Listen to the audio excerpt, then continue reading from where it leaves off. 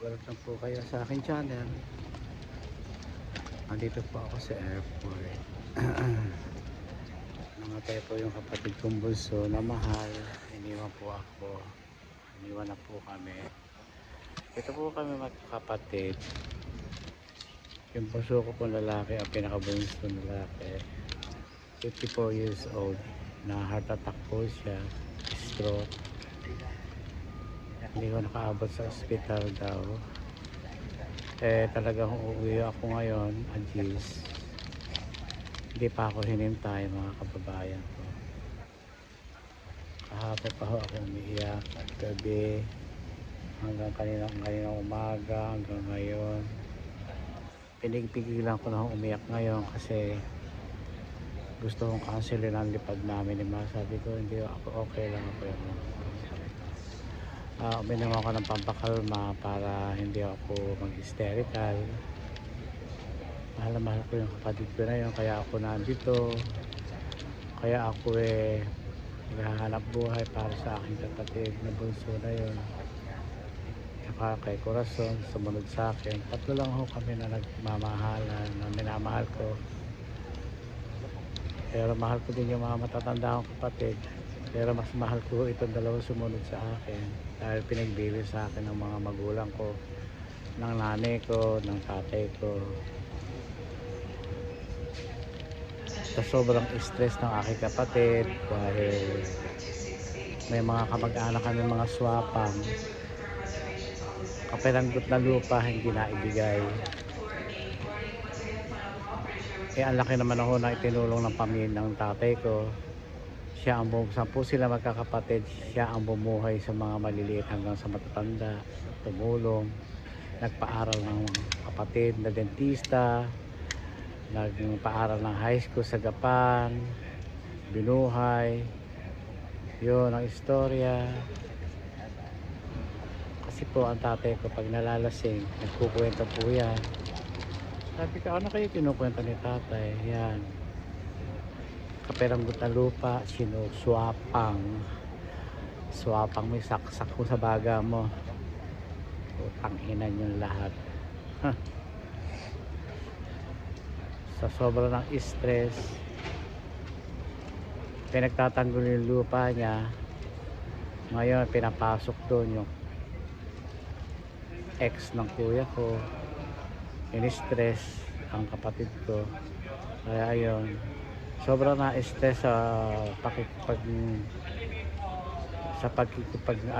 asuntuhan do sa lupa ng accretion. Sinuwapang nung hipag na lukaret. Asawa ng kuya ko, mga swapang ang mga hinayupa. Ngayon maligaya na sila. Ang kapatid ko binigyan ng SPA, kaya lang yung SPA na nagbigay, mga kababayan ko, mga kapano ko, mayaman pa siya rito, retired dentista, super yaman, sira na ulo ngayon nun, sa kayamanan nasira na ulo. Kaya ayan, akala nila wala kaming alam, wala akong alam. Kasi ako noon hindi ako nagkukwento, hindi ako namimita, hindi ako nagsasalita ng ano. Ngayon nagsasalita ako, wala na yung kapatid kong pinaglalaban at lumalaban sa kaso. Mga potangin na nila lahat. Nilalahat ko talaga sila. Mapapamura ka sa sama ng loob. Kaya ako lumalaban sa laban ng buhay sa mundo. Masarap mabuhay sa mundo, pero mas masarap ang buhay sa kapayapaan sa kalangitan. Sa buhay sa mga Panginoong Jesucristo tinanambihin. Mga swapang, mga ganid, may mga klaseng taong ganon. Ang tatay ko dumadaldal, muntik nang masira yung kapatid ko na yan, tatlong kapatid kong babae. Pinagamot ko ang mga kapatid kong tatlong babae. Tangin na mawawalang kwenta. Samantalang Kapirangot na lupa hindi na bibigay. Samantalang si tatay ang bumuhay sa mga kapatid na malima. Ngayon ako magsasalita. So tangina nyo lahat. Kahit sa kalangot ako saan kayo napunta, mga demonyo kayo.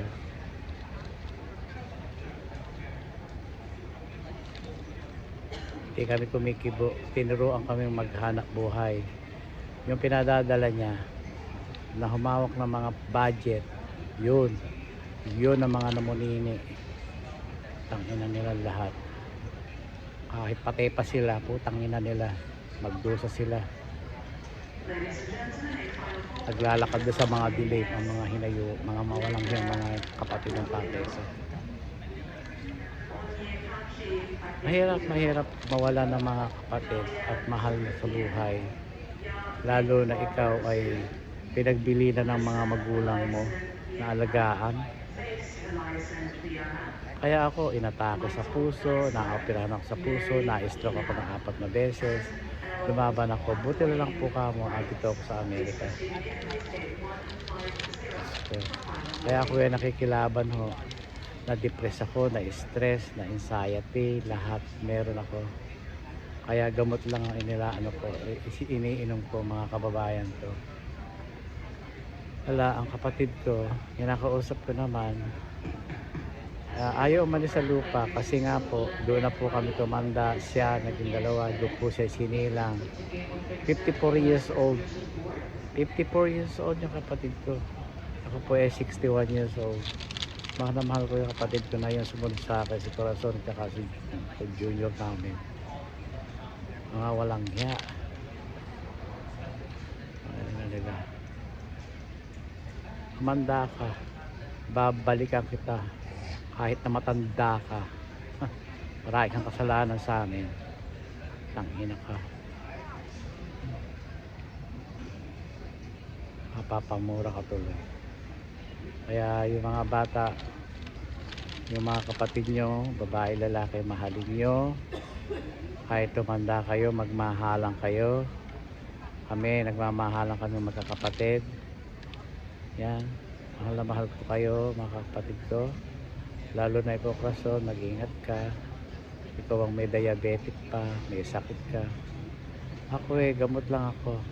Pag nag-hysterical ako kanina, muntik na makasil yung flight ko dahil na si Mahal dahil nag-hysterical na po ako. At ikaw nga po ang mawala ng kapatid na inaruga mo. Dahil ako po ay 2 kapatid na lalaki ang namatay. Ang tatay ko, ang nanay ko namatay. Pamangkin ko 2, 3, 4 na yata. Paano hindi ka magkakaroon ng anxiety? Nakikipaglaban lang po ako. Ako po ay masayang tao, pero pinipilit ko maging masaya mga kababayan ko.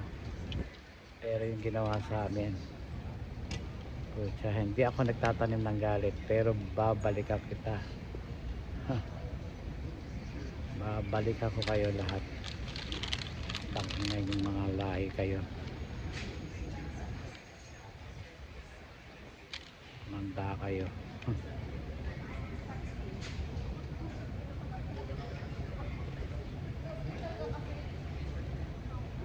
Yan lang po. At saka po, sabi ko, tumuli na tayo kasi business ka. May business po kami dito sa Pilipinas. Marami po kami business sa movie industry. Bago man lang po kayo makita, trabaho din po. Siyempre, pinangako ko naman sa kapatid ko na magkikita kami.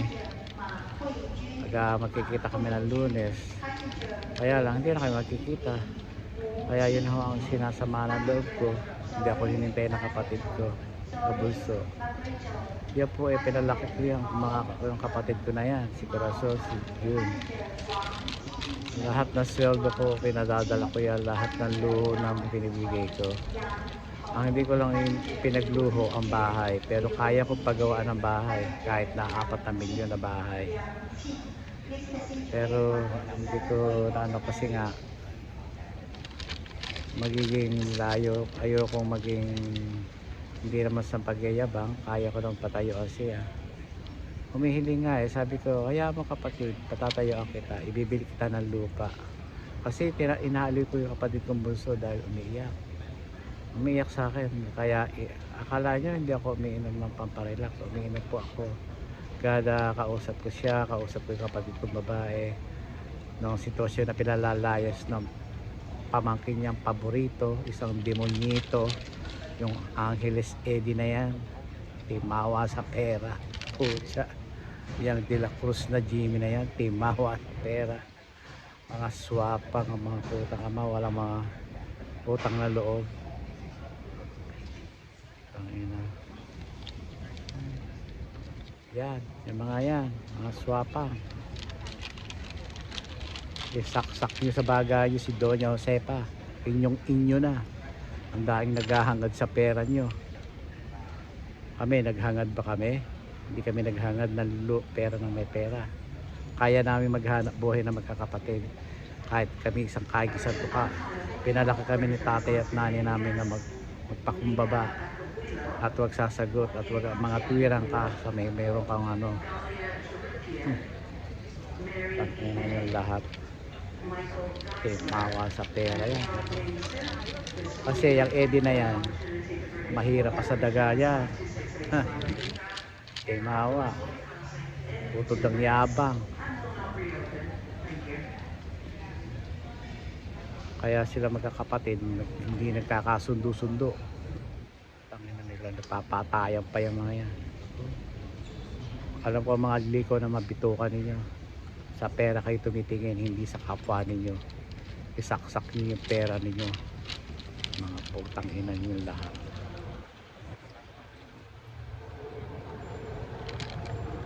Ang Jimmy na yan, timawa sa pera, ang putang ina. Nanay niya, pinadoktor ng tatay ko. Naluka. Tangina nila. Umiiyak si Lola Tinding. Tangina yung lahat. Akala nyo, hindi ko alam ang mga pinagagawa ng tatay ko sa inyo. Binuhay kayo ng ano. Tangina ninyo. 3 kapatid na naluka. Tangina ninyo lahat. Banda kayo. Hindi natutulog ang Diyos. Masakit mawala ng minamahal sa nakapatid. Tangina ninyo. Inalagaan ko yun at binubuhay ko mga kapatid ko. Tangina nyo, pinatay ninyo sa stress ang kapatid ko. Tangina ninyo. Humanda kayo, pumunta kayo sa Pulilyo. Putang ina ninyo.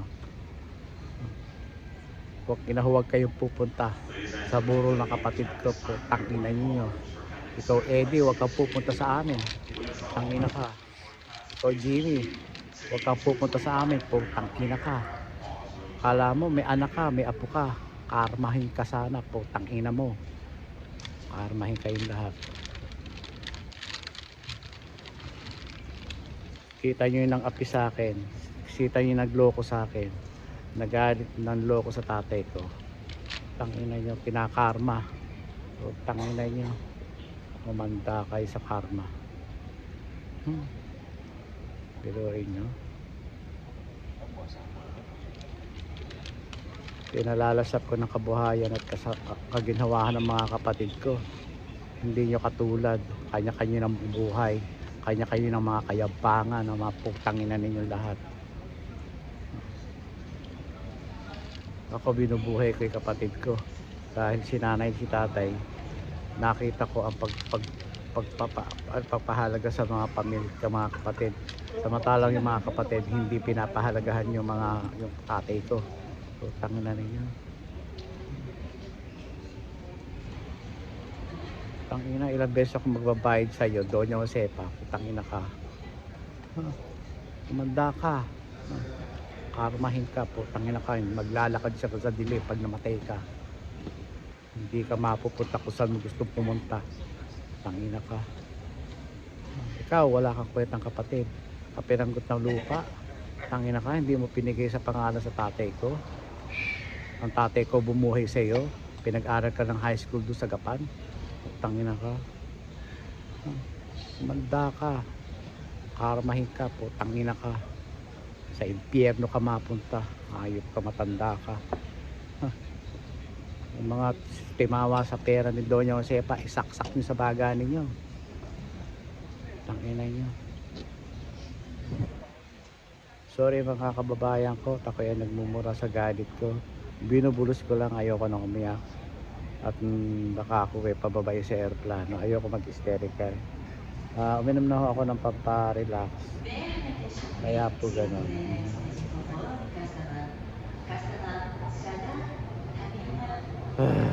Diyos ko po. Pero nyo, wala naman ka nakapatid. Batang bata, 54 years old. Walang sakit. Sabi ko, kapatid, huwag kang mai-stress. Binigay ko. Bumili ko ng tindahan niya dahil sawa na magtumana, sawa na ano. Kaya ako pinatrabaho ko yung tumana sa kapatid kong babae, siya pinamahala ko. Kung hindi bayad yun, bakit ko gagalawin yung putangin ng tumana na yun? Ha? Hindi ka na siya sa 140,000, sa 10,000? Putangin ka, matanda ka. Timawa ka.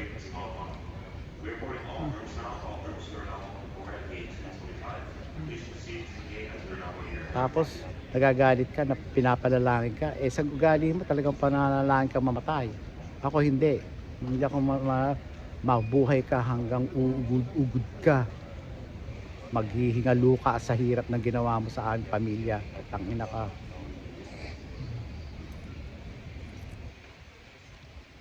Akala nyo ganyan-ganyan lang ang buhay. Hindi natutulog ang Diyos. Mahaba pa ang buhay mo.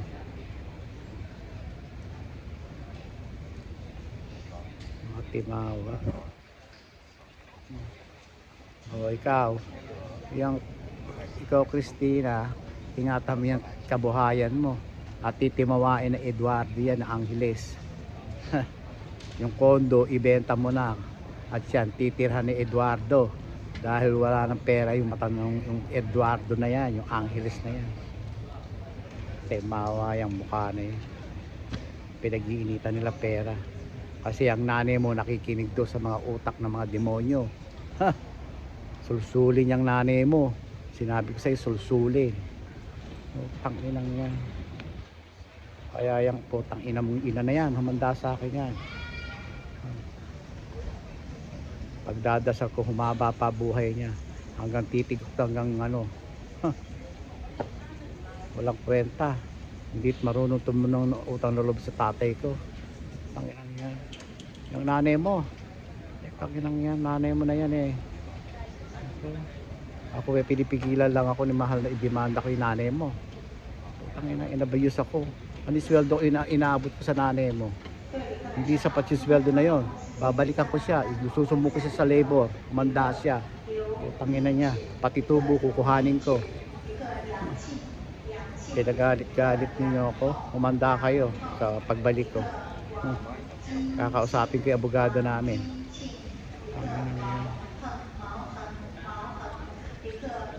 Tangina, kapiranggot na lupa. Isang beses ko nang binayaran. Walang kasiyahan ng ina mo. Tangina. Kasi palibhasa inaloko siya ng mga manalastas. Pagkatapos sa akin gustong ano. Alam ko, ayaw niya sa akin. Hindi ko nang pinipilit sa sarili ko eh. Tangina niya. Pinatay-patay niya yung kapatid ko sa stress. Tanginang yan. Sa lupa rin kayo lilibing. Pero hindi pa sa ngayon. Pahihirapan kayo. Yung pahirap na ginawa ninyo sa nanay at tatay ko, mararanasan nyo din. Tanginang yan. Mga walang hiya kayo. Wala kayong mga utang na loob. Pero yun, nananahimik kami, nilayo kami sa inyo ng tatay ko, gilulugulo nyo kami, mga putang ina ninyo. Sulsulin yung nanay mo, kahit kailan sulsulin, palibhasa na mental yung nanay mo. Inang yan, pinadoktor lang ng tatay ko, ng lola tending ko yan. Utang na ninyo, wala mga utang na loob, sira ulo. Tang ina ninyo lahat. Pasensya na ho kayo. See you sa Pilipinas ho.